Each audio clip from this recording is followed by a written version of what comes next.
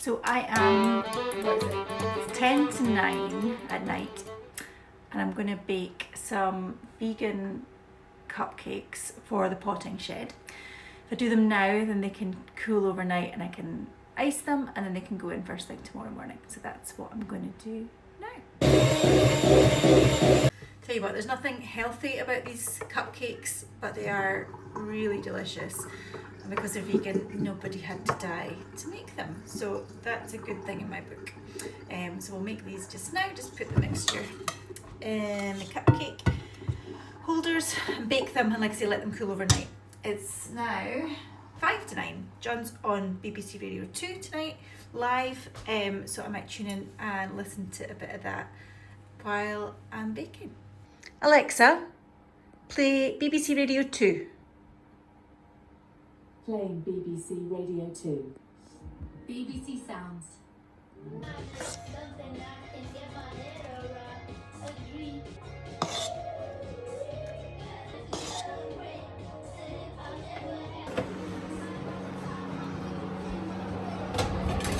Now, The Folk Show with Mark Radcliffe.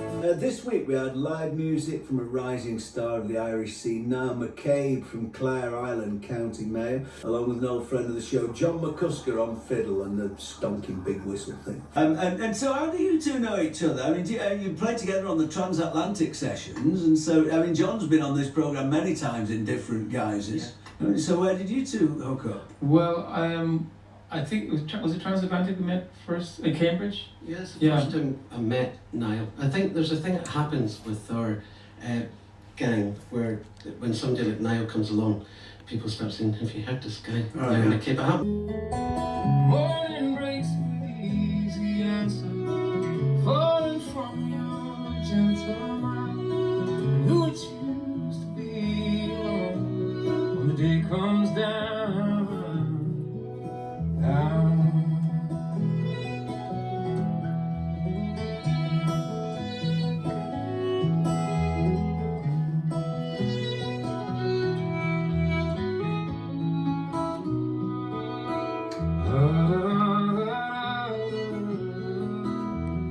Good morning, folks. It's me just out in the potting shed restocking. We've got lots of lovely fresh vegan chocolate muffins today. So just popping them out. They are very delicious. They're not very healthy, but they are very, very tasty. So I'll pop some of these out here and some for the house too. Okay, we're gonna clear this barn so that Mum and Dad can set up the staging. Gonna try and shoot a hoop. I'm not a professional. I play the violin. Mm-hmm. I think It's gonna go in. I think it's going to be totally fine. Okay, great, go. Huh. That's funny. I was thinking about that earlier on. When you said how many people were coming, I was going, okay, what is... Yeah. Have people in here? Yeah. July, so it should be warm enough. No, it'd be great. Was it all the stuff? Yeah. There's no mice or rats in there, are there? Not even getting the clap. Oh, sheep is good. Right. Cheesy crackers. It's now Wednesday afternoon. So on a Wednesday afternoon here at Fossoway Stables we have Playmakers. Playmakers is one of the kids clubs that's run. It's a drama group. They're currently rehearsing for a performance in next month. So yeah, Mum runs that. She was a little bit stressed when I went in earlier. I'm going to pop in just now and we can see how they're getting on.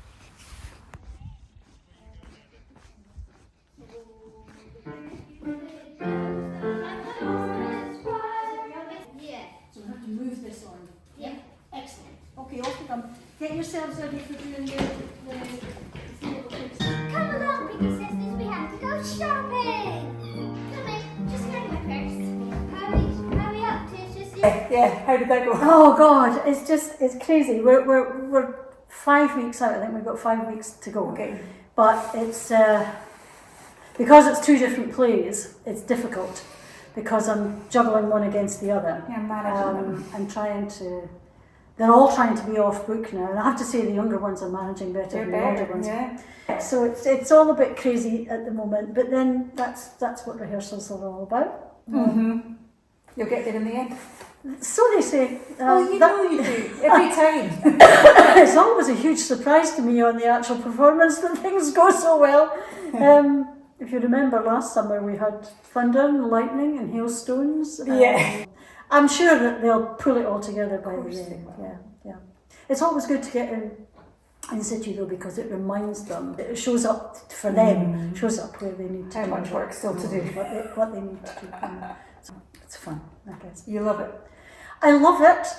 It has its moments, but I do. I love the whole process of putting on a show. I think it's right from the moment with the blank page where there's nothing there. Yeah. And then I write the play, and then I put a bit of music to it, and then I give the kids their parts, and then they take on the words. Then it becomes something that they create. I remember years ago. Do you remember that play Copacabana that Barry Manilow wrote? Yeah. And there was an interview with him, and he was comparing writing a musical, writing a play, to giving birth. Obviously, as a man, he has no idea what that actually involves. But it was that idea of the conception and that being really exciting and stuff, and then the struggle through the pregnancy of it, and then the giving birth and the joy of that and stuff. Yeah. And then you'd say, I remember him saying something about during the process, like, I'm never going to do that again. And then when the minute it happened, you're like, let's do that again. Yeah, that's what you said. How did it go? And I rolled my eyes, because that's the stage we're at the moment. We're at the stage where, oh my God, will this ever work? But it will, and it does. So Cora and I are in Manchester. We're having a girls' night away, and we're going to do a bit of shopping, aren't we? Yep. Yeah. What's on the shopping list? Socks and trousers. Socks and trousers. But we're going to go and get lots of pamper night ingredients for this evening, aren't we? Yeah. Okay. What'd you get? Lots of pink clothes. So I got my socks. You wanted your socks. Good. And you wanted jeans. Oh yeah. I got these jeans. They're cool. Yeah. They're going to be long enough. I think they will be. What else? I got this white top. Nice. For happiness in the summer. We got some masks as well. Face mask, eye masks, lip masks, hair masks for our pamper evening. We have got a feast. Chinese, pizza, and we're going to watch Pitch Perfect too. Because it's a piece of paper. I know, but I might see something really good. Right.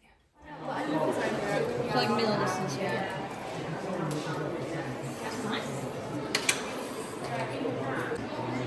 They look so pretty. You happy, darling? Yeah. Was it sore?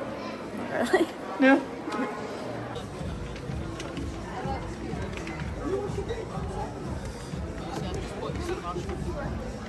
What are we looking for, Cora? Jelly cats. What kind of jelly cat do you want? I mean, preferably bunny, but there's just kind of like chips here. Are we almost finished shopping? Who knows? Who knows? We've still got more to do. I feel like my bank card would like a wee rest. Yeah. Match play. But then, Okay. oh, this is way too small. Recycling to school, Carolyn? Yep. Let's go.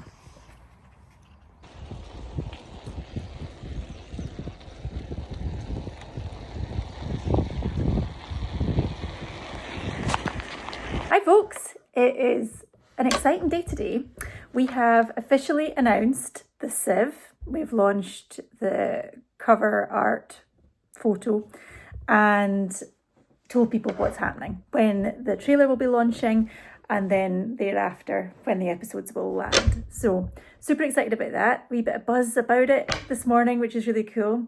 And I'm going in about an hour and a half, going to record an episode of the Sieve with my all-time like number one who I imagined one of my first guests to be. It was an audacious kind of dream to have them as one of my guests, because I have no business approaching people with followings like these for my podcast that has literally at this point a zero audience. I've got no idea whether this is something people are going to tune into. I really hope they do, and I'm so excited about the quality of guests we're going to be able to share with you. So I'm going to go and record one of these this afternoon, which is super exciting. I'm really excited for the chat.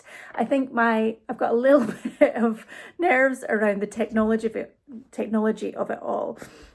I'm pointing because behind where my phone is sitting recording this at the moment is my laptop screen, and I've got the podcast software up there. It's called Riverside. Loads of podcasts use it. It's super, and it's really clever software, which is brilliant.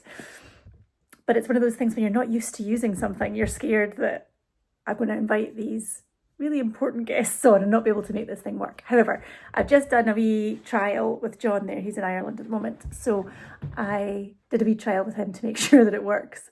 And it has. So I can probably relax a wee bit about that and just read some of my research notes and the ideas of questions I want to ask these guys. But I don't want to get too caught up in trying to follow a script or anything. I want it to be a genuine conversation. I'm going to go and check the horses. So Dante, I don't know, he's not full-blown colicking or anything, but he's not quite right, I think. It's so subtle. It could be nothing, and it could be one of these things where I'm looking now when I never would normally, and actually he's being completely normal.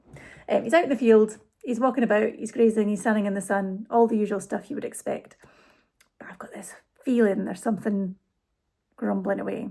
So I'll go up and check him, and then come back, maybe have something to eat and do the final prep. And then I'll head up to the studio to record this really exciting podcast. I'm so excited, guys. I have got an enormous to-do list at the moment. It's just, I'm not getting through everything that I'm allocating to each day, which then it just means it all just goes on day into day into day. So that's weighing on me slightly. It's not stressing me out, but I'm just like, oh, I've got stuff to do. I go to Ireland tomorrow to catch up with John. He's been touring over there, and I'm going to join him in Baltimore. I've never been there before. Apparently it's very beautiful. They're performing at a festival. So I'll go over and see that, and we'll hang around for the weekend, which will be really nice, and then come home. So yeah, I've got quite a bit to do before I go. And like I say, I'm a wee bit worried about Dante. Not enough to warrant calling the vet, but I'm just like, I've checked into my flight, I booked airport parking, all the boring admin, life admin stuff. But as you know from these vlogs, when I go away, I like the house to be tidy, I like everything to be sort of where it should be, not just physically in the house, but all the wee tasks done, jobs done, emails replied to, etc. So I might have a late night tonight. Okay, I'm on my way up to... Well, what was going to be, I was going to be filming this or recording this podcast in the studio, which is a great wee space we've got here on site. However, the Wi-Fi I don't think is going to be good enough or strong enough over there to make this, because this is a remote recording. Obviously, to get the best audio and visual, we want to make sure that the Wi-Fi is really, really strong. So I'm actually going to do it in Mum and Dad's living room instead. With their permission, of course. They're out at the moment, but I just thought if I do it in my house, I'll have kids coming in from school, delivery drivers knocking, cats meowing, just all the stuff. Also, Mum and Dad's house is a far prettier backdrop than mine. So we're going to do that and get set up here just now. So it's what, 2:30, recording starts at 3. Just gonna get organised. I'm excited. So I've set up my little makeshift studio in Mum and Dad's living room. I'll show you. So I've literally got my MacBook propped up on old encyclopedias. I've got an extra bit of light, which makes me look a little bit better. Plenty of water to drink. Happy Pair. These are the guys that I'm chatting with today. I've got pen and paper just in case I want to take notes. And yeah, I think I'm good to go. And myself and my twin have a food business that helps change the food system towards a healthier, more connected, better for the person, better for the planet type offering. That's a real vague bunch of words, but essentially we started a vegetable shop 20 years ago. Yep. And it's gone from that to where we have a couple of farms. You know, we've an organic regenerative 4-acre farm. We have 80 food products, which we sold over 20 million of them, which are they're based around whole plant foods. Yep. We have a couple of million followers on social media. We've sold 500,000 cookbooks. We have a cafe and a restaurant and a shop. So we've a lot of different bits of the business. And that's me just finished recording. Oh my goodness, David was such a dude. How kind of him to spend an hour with me this afternoon. I'm so happy. It's a great conversation. He's got so much knowledge and insight to share. So yeah, I'm delighted. I'm really, really glad to get that first one out the road, to know that the technology works, which is great. But then as I go through this, I'm sure I'll get better, feel more confident with it all. So yeah, time to head back down the road. Callan will be home from school by now, so I'll go get him ready and then we're off to golf. Feels like a really staged moment, this sort of walking around with a basket of apples. It really isn't, it's just I had the basket at the front door and a whole bunch of apples that are past the point where the kids are going to pick them out of the bowl, so the horses get them. Lucky things. A beautiful dress. Would you like an apple? Oh. Here, tell you what, have a few. Here you go. Hello, my pretty boys. Would you guys like apples? Did you? Okay. Dante, you feeling better, my love? So much better. I'm just doing my final bits of packing before I head out the door. But I think one of the things that happens is when one project takes off and is taking up lots of time and things, it's often very exciting, which is great. The other stuff kind of falls away, and I always find that difficult to sort of balance all the different plates that are spinning. And the potting shed is one of them, just in terms of keeping stock. So it's a funny one because you stock it, and sometimes the best case scenario is lots of people come and they buy all the stuff and you're left with nothing. You're like, oh, I'm not getting any more like sourdoughs, for example, until the end of the week, or oh goodness, okay, now I need to make time to make another batch of the cupcakes or whatever it is. We're also balancing the harvest in the polytunnel and the outside beds as well, making sure that things are ready. So it's a really difficult one to balance stock in there. The other aspect of it is you can stock it really heavily, and then for whatever reason people don't come that day or week or whatever. So I've not got that bit right yet. I obviously don't want people to come and be disappointed because there's no stock in there, but at the same time I don't want to overstock it and have loads of wastage. So yeah, I'm learning how to balance that and how to make that work. If anybody knows anything about this and can give me any advice, please do reach out, because yeah, I've not got this one right yet. I think I'm going to have to make peace with the fact that I'm not going to come home to a perfectly clean house this time. I don't have time to do all the things I need to do, so I'm just going to have to let that go. Make peace with that, I think, and just do the best I can. I also don't like my outfit today, and I don't like that very much. I had planned my outfit in advance. I thought it was all organised, but I put it on and it was dirty, so I couldn't wear what I was going to wear. So now I don't like my outfit. I'm having one of those days, guys.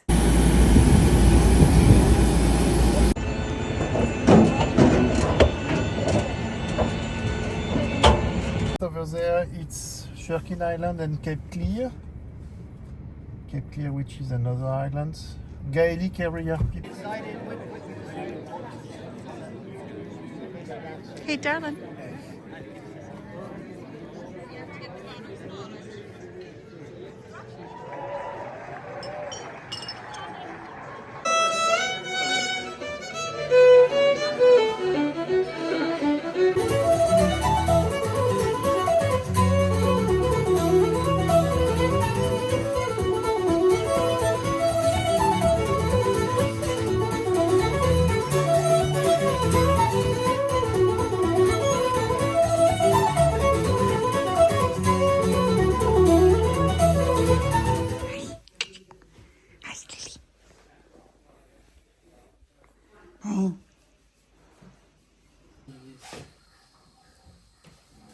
Here we are at the Baltimore Fiddle Fair. This is the director of the festival, organiser Declan McCarthy. It's amazing. The town's totally full of people, really happy people, enjoying the sunshine and fiddle music everywhere. First question, who's been your favourite fiddle player? John McCusker, undoubtedly John McCusker. Always and ever my favourite fiddle player. Okay, yeah.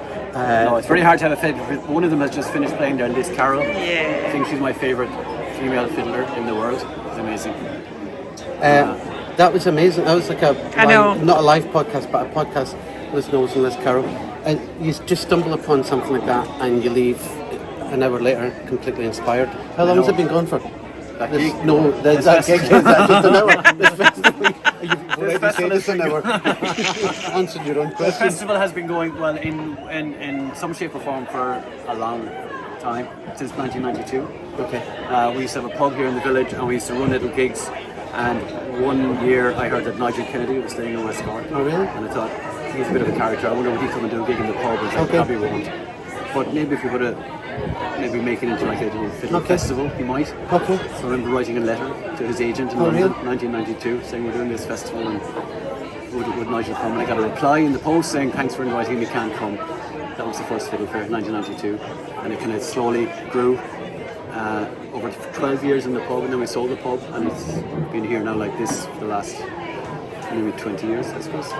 Amazing. Long time, John. No, it's a long time. Like, we met people when we were up, just in there having a drink, and people were saying it's a pilgrimage for them. They come every year, so they just come back. And even one man saying he gets the same room because he wants to have the same experience. He wants to relive it every year. It's amazing that people come from all over the world, and that people kind of, like you said earlier, most people stumble on this. Okay. Stumble on it. Someone's told them about it, and they've come back. Like there was some woman here. I met her yesterday from the States. She came here by accident last year, which is back built a holiday around this year. Okay. And most of our audience come back. We're in the fortunate, we try and get better every year without getting bigger. Okay. So I think because if you get too That's big, a it's nice a nice idea. thing. And most of our audience come, so we just put one post on Facebook like just before Christmas saying. Amazing, Declan. That's it. So final I'm making question. an absolute fortune. You're making loads of money. Big musicians Loads of money. So don't really pay much anything. money. Okay. We're making loads of money. I've got a wife and Very last question, and then we'll let you go. Just after buying Who's been your favourite fiddle player over the weekend? Undoubtedly, without a shadow of a doubt, I would say Martin Hayes. Nice chat. It's really pretty. I know. How's your fiddle playing going? I've not tried it yet. I'll be fine. Pretty easy. Yeah. I was getting on a boat at 10:30 in the morning in Ireland. Morning. Good morning. Here we are in Baltimore. I know, it's really pretty. So pretty, and we're getting on a ferry. I heard that. And some of the best fiddle players, not me, I'm not talking about myself, in the actual world are going to play tunes on the ferry. Great, I've got mine too. So, How hard can it be? I think it looks really easy. Thanks. Yeah, so it's going to be fine. I'm going to play some fiddle stuff, music, tunes. Yeah, and when I get back home, I'm going to jump on some horses. Yeah, I might play some of your tunes. Okay, see if I recognise them. Okay, good luck with that. Thank you. Let's go. You look French. Just saying you look really cool, John. French? You look like a French traveller. Je m'appelle Jean.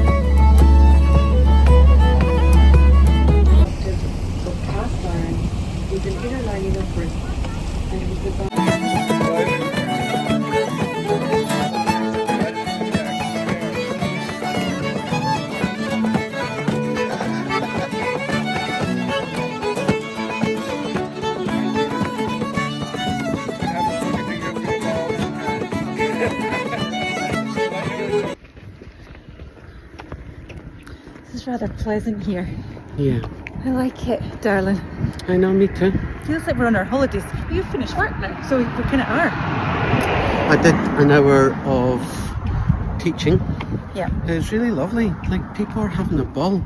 They've travelled from all over the world to learn the fiddle, but I think it's a lot more than that, darling. I think it's the so-called the atmosphere. Yeah, it's a total party vibe, isn't it? Yeah, it's just the whole town is full of music. It's kind of feels like a perfect way to spend your weekend. Totally. I loved the boat ride. I thought it was so cool. Yeah, that was my fiddle hero called Martin Hayes. Yeah. Like you met, he was there. I've grown up listening to him, so he was like right next to me with the most gorgeous, backdrop, playing his fiddle. I was like, okay, it's kind of perfect. Cool. What are we going to go do now? Oh, we've got a special dinner. Oh yeah, we're going to a 2 Michelin star restaurant. I went last night. I had mushrooms, mushrooms covered in foam, which is that's the worst 2 combinations. Sounds of horrific. things. Yeah. So let me take you there. Okay, darling. Excellent. Yeah, we'll see how that goes. Okay, enjoy. Cheers. Cheers.